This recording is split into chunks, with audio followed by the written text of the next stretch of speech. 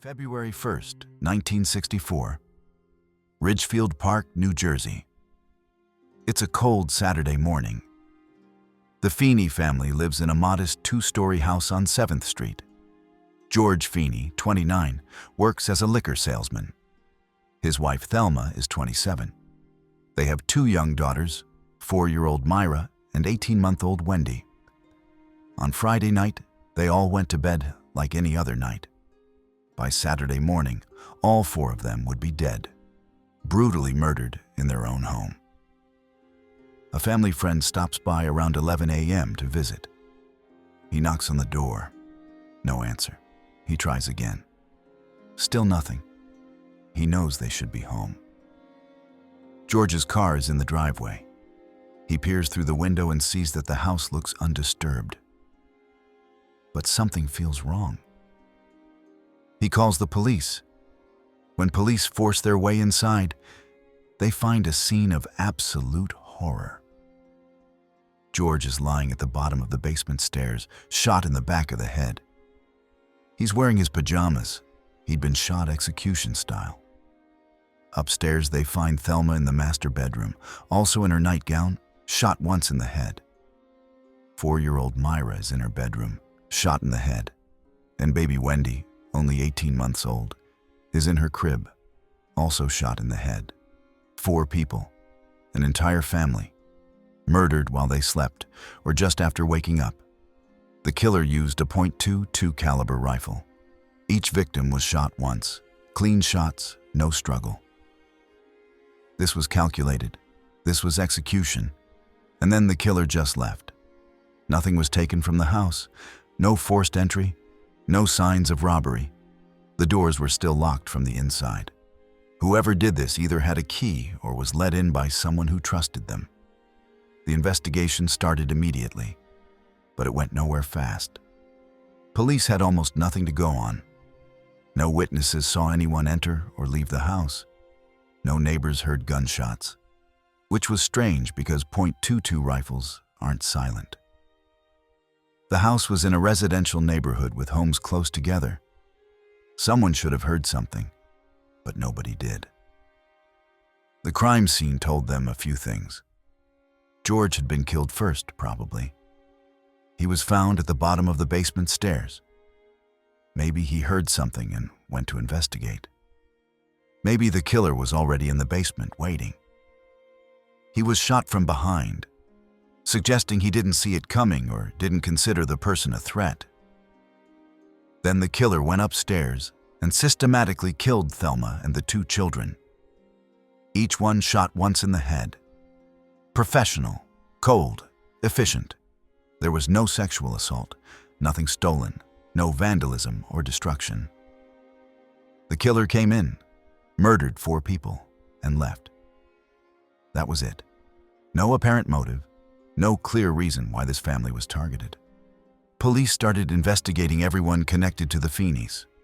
George's co-workers, Thelma's friends, family members, neighbors, anyone who might have had a grudge or a reason. They found nothing. George and Thelma were well liked. They didn't have enemies. They didn't owe anyone money. They weren't involved in anything illegal. They were just a normal young family trying to raise their kids. Detectives looked into George's work. He was a liquor salesman who dealt with bars and restaurants. Maybe he'd gotten crossways with organized crime. This was New Jersey in the 1960s. The mob was active, but investigators found no connection. George wasn't involved in anything shady. He was just a working guy trying to make a living. They investigated Thelma's background. Nothing. She was a homemaker, a young mother. No secret life, no hidden enemies. She spent her days taking care of her children. There was nothing in her past that would explain this. The ballistics on the .22 rifle didn't lead anywhere. The weapon was never found. .22s are common, especially in 1964. Without the gun, they couldn't trace it. The bullets recovered from the bodies didn't match any weapon in police databases. There were no fingerprints that didn't belong to the family. No footprints, no physical evidence left behind. Whoever did this was careful. They didn't touch anything unnecessary. They didn't leave anything behind. They got in, killed 4 people, and got out without leaving a trace. Police looked at the possibility of it being random. A stranger who broke in intending to rob the place but killed the family instead. But that doesn't fit. Nothing was taken. The house wasn't ransacked. And why shoot a baby in her crib? That's not panic. That's not a robbery gone wrong. That's intentional.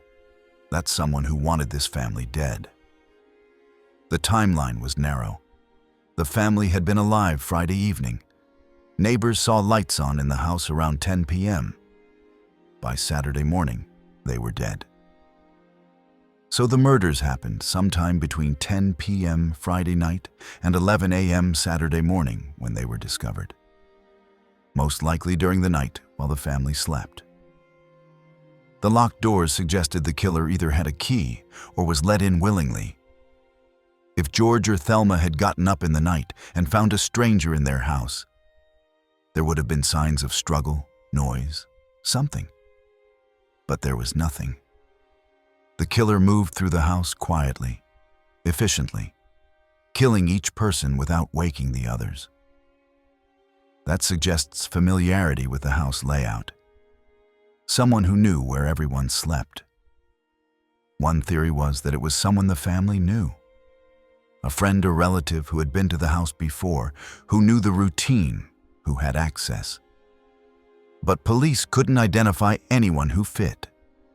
Everyone close to the family had alibis. Everyone who knew them was shocked and devastated. Nobody had a motive. Another theory was that George had witnessed something or knew something that made him dangerous to someone. Maybe he'd seen something during his liquor deliveries. Maybe he'd overheard something he shouldn't have. And that someone decided to eliminate the whole family to make sure there were no loose ends. But investigators could never find evidence of what that might have been. The most disturbing theory is that the killer targeted them for no reason at all. That this was a random act by someone who got pleasure from killing.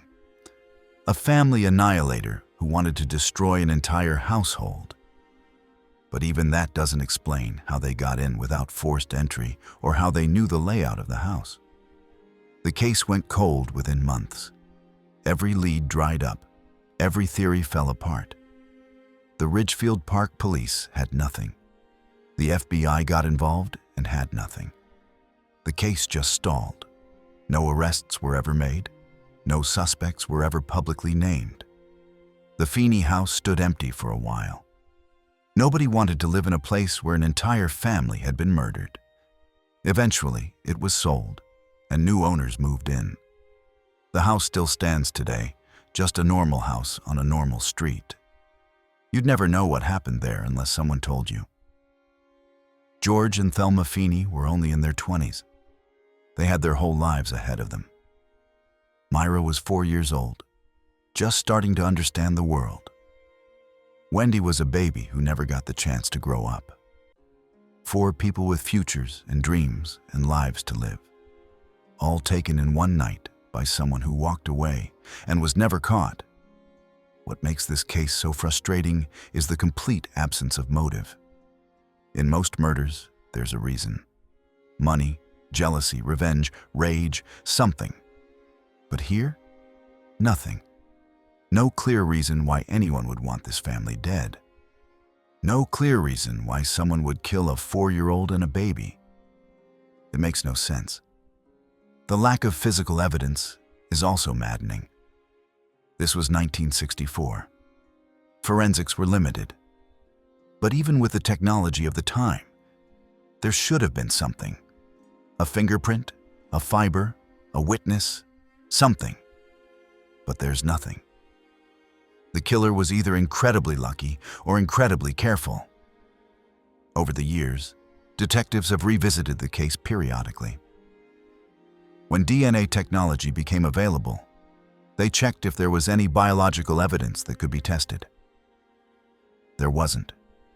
The case files have been reviewed multiple times looking for something that was missed. Nothing new has ever emerged. The case remains officially open. Technically, someone could still be charged if new evidence appeared. But after 60 years, that's unlikely. Everyone connected to the family's probably dead now. Anyone who might have known something or seen something is gone. The killer, if they're still alive, would be in their 80s or 90s at minimum. More likely they're dead and took the secret with them. The Feeney Family Murders are a reminder that sometimes evil happens for no reason we can understand. Sometimes people die and justice never comes. Sometimes questions never get answered. George, Thelma, Myra, and Wendy Feeney deserved better. They deserved to live. They deserved justice.